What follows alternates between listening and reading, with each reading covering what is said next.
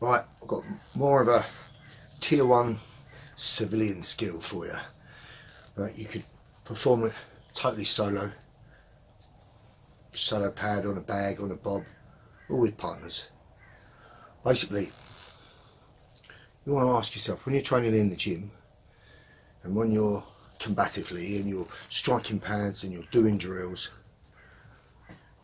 are you in a similar state of mind to what you'd be in if you were fighting for your life? Chances are no, eh? You'd be in a much more cognitive, calm frame of mind, where most of the time you're probably concentrating on the attributes of the skill.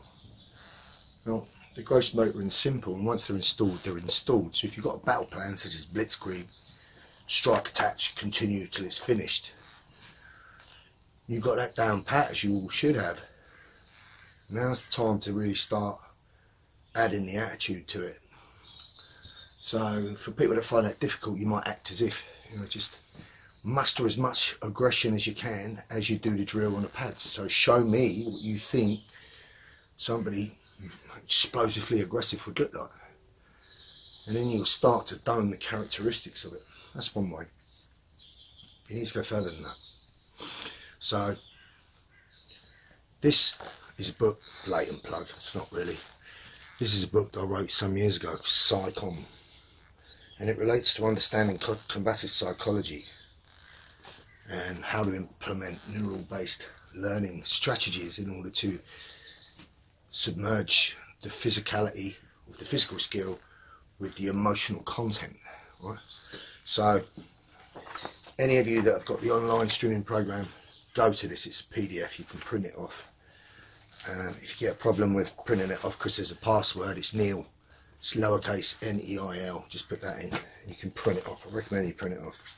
If you're interested in the psychology, two elements that relate to that are state access, your ability to access the most productive emotional state during the full spectrum of the fight. So that would be pre-fight, switched on, alert, aware, calm and confident.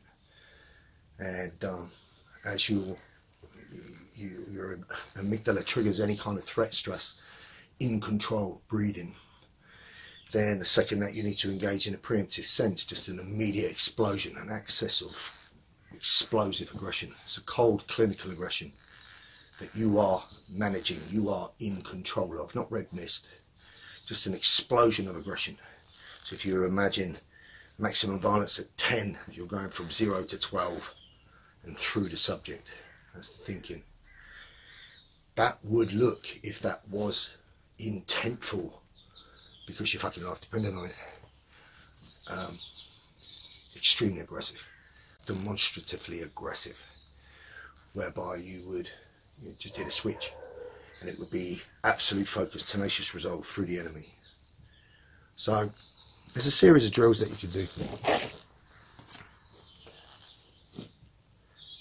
First thing that I would suggest you do is get your blitzkrieg down. So say, take a solo pad, get a partner, work on a bob, work palm strike attach, repeated strikes, high and low, snatching it down, stomp, getting away. So your game plan, those of you that are involved in UC up to this point will know what the UC game plan is. It's the directive of principles that we employ, where we strive to use the game plan all the time. So it's based around being aware, alert and aware, so you're likely to see the problem. It's not always possible. You have to train counter-offense, because there will be times when you need to react. The primary is learning to be proactive. That's where we're going with this. And when you learn your blitzkrieg method, it's going through the subject until the subject's down and then you're gone.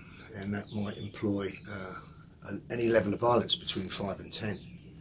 You know, if the subject's clinically cold and unconscious after the first shot, then I'll stop there. If it takes 2 or 3 more, then he's getting them. But the idea would be to completely manage the emotional state of explosive aggression that I've accessed and recognise when the job's done, so that I can clinically stop. To think of an attack-trained war dog. So, first exercise for you is to take your blitzkrieg, right, and show me, metaphorically speaking, after 3 to 5 reps to get the feel and the flow and the neural pathway moving again, your current 100%. Show me your current 100% demonstration of speed and explosive aggression with impact through the target. And if you want to do that successfully, you want to visualize in your head that you're not that you are exploding through somebody that wants to fucking end your life. So there's a need. Life depends on it. There's an emotional content, there's an intention behind it. That would be the ideal thing that you want to implement every time you train on pads, or every time you train on kit or with a partner. So in my head, I don't hit pads, I hit people. Every time I train is an opportunity to visualize me destroying a subject, and if it elicits an emotional response to a degree of adrenaline, then I'm communicating with the parts of my brain that, you know, don't really decipher between what's real, what's simulated, or what's visualized. As long as it elicits an emotional response, it knows it. So I've got a good chance of downloading it to the motor memory. In which case, if I'm called upon to be spontaneous and counter-reactive, or I see it coming and I have to do what I need to do offensively, it's part of me. I mean, I know it on a deeper level than just consciously, right? And in order to get that, you need to implement this kind of Psy Com emotional conditioning to your training. Visualization is a huge part of that. So what you're going to do is take 3 to 5 reps and do your blitzkrieg and finish with the last 2 at least, doing them as aggressively and as explosively and as powerfully as you can muster at that point. Maybe you record your performance, right? Then I want you to do a core visualization. So initially you're going to do how you would deal with an aggressive, violent subject. So you visualize in your head, so you can do it standing or sitting, just relaxed. First of all, you might internally visualize, which means all I'm doing is thinking about what I want to create in my head. And I'm visualizing in the first person, so I'm imagining that I'm seeing out of my own eyes. If I look down, I see my hands and my feet. I'm not looking out at myself, looking at me. Right? So in the first person, not the second person. And when I visualize, I'm going to visualize walking along the street, and it's just a standard interview. So for this example, you're going to use the bump. Interview bump. Somebody walks past you, it's relatively crowded, you would have avoided if you could. You intend to yield, and as the person walks past you, purposely bumps you aggressively. It moves you. Your initial reaction is, fucking hell, what are you doing? And he turns around immediately aggressive, guttural fucking tenacity. He says, watch where you're fucking going. And it starts to move towards you all puffed up. Well, if you're not familiar with that kind of aggressive behaviour, and if it was that unexpected, there's a good chance you're going to get an immediate flood of adrenaline. So you're going to go from wherever you were, probably between condition white and condition yellow, straight into red, and plausibly beyond. Key thing is that you don't freeze up and go to black, condition black, because you know that's something that is very difficult to override, and that's very common with somebody that's not familiar with violence. So if you're not familiar with that kind of situation in a real sense, then visualize it. Visualize what you would do. Create a blueprint of a response so that your subconscious brain has an option should you ever find yourself there. Because if you kid yourself thinking I'm just hitting pads really hard and looking really good in the mirror, it's going to be enough. It's not, because what's missing is you're not training the way in which you would fight for your life. Most of the time, are you? I know you're not. You should be when you're training drills, and it's hard. It's easy if you understand that you need to be aggressive, just to be aggressive, continuously act as if. You know, you're not necessarily mustering serious aggression every time, because once you understand how to do it, you understand how to do it. You're not going to access the trained aggression that you show, explode through the fucker, and then when he wakes up in hospital, he's not going to ring you up and go, you know, was you tricking or was you really aggressive? I think you would be convinced you were really aggressive. So act as if is, you know, what you're cultivating, but it becomes part of you that you can switch on and switch off like a resource. It's not something you carry around like a chip on your shoulder. But the reality is that feeling that you're going to feel when he's bumped past you, turned around and got really aggressive, that immediate flood of adrenaline is going to be present. And that's not what's present before you do your drill in the gym. So you should create it. You can create it for good simulation and scenario training with good role players, as we know.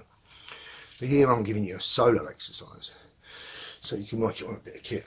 What I want you to visualise in your head is this guy walks past you. You can picture him however you want. You know, think of the guy that you'd least like to fight and imagine it's him. And he's walking towards you and he fucking bumps you and he's all aggressive, and you turn. And you're assertive, but you're not rude. You're not submissive. Fuck's sake, which way are you going, man? I'm fucking walking. And he turns around and he gets serious, fuckingly aggressive.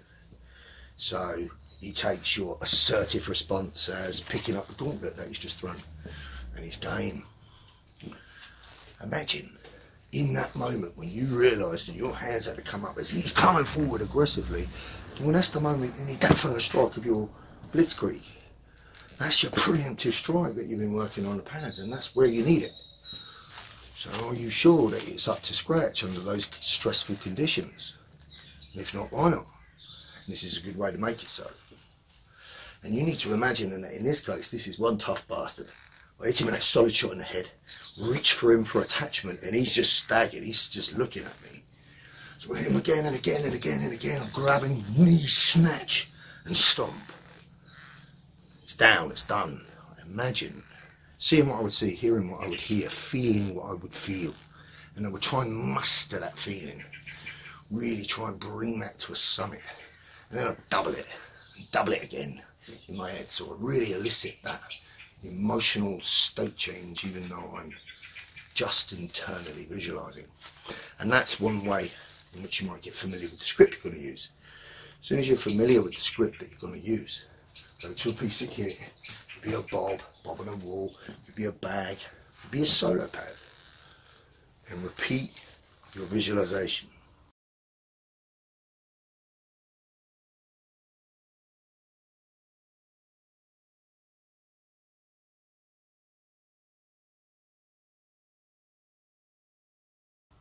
Start to muster it, and the second that you imagine hitting him, so go through it, he's bumped you, he's turned, he's aggressive, you've turned, you imagine that flood of adrenaline, but only this time you take a sharp breath in and you can control that adrenaline and push it out with your breath. And you tell him assertively, watch where you're going. And he comes forward. And that exact moment, that should I or shouldn't I moment when you should, I want you to feel that. I want you to imagine how you think that would feel to you right now if it was really unfamiliar. And if it feels a little bit cumbersome, that's fine. Just iron through it until you're comfortable with it. Boom! In the first shot, gets him reeling. As soon as you get to that point where you're visualising the first shot, kinesthetically now with half opened eyes, visualise it. See your kit in front of you. As soon as you imagine that first strike, boom, boom, boom, do it on the kit. Do it on the pad. Do it on the bob. Do it with your partner. Do it explosively and tenaciously. Visualise internally that it's the subject as you kinesthetically, externally beat the target. So you're now feeling what you're seeing and fusing it together. And do it a couple of times, and then afterwards ask yourself the question, how much harder was that shot? How much faster was it? How much more determined was I? And visualise the whole thing, even when you've done the drill, and visualise looking on the floor, subject's down, he's fucking not moving, he's totally unconscious, it's no longer ambulatory. You look around, you break tunnel vision, you scan, you move to an exit. Train how you intend to operate, you move to a part of the environment that's going to be more beneficial to you, maybe the wall. As you move towards the exit, access a weapon or pick up a weapon.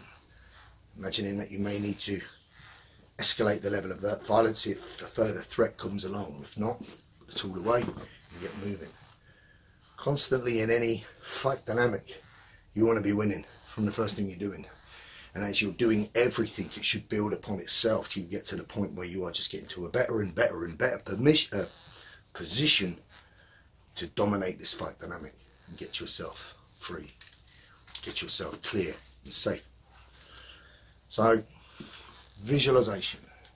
So the drill is, practice your blitzkrieg drill on a piece of kit as hard and fast and aggressive as you can muster right now, 3 to 5 reps.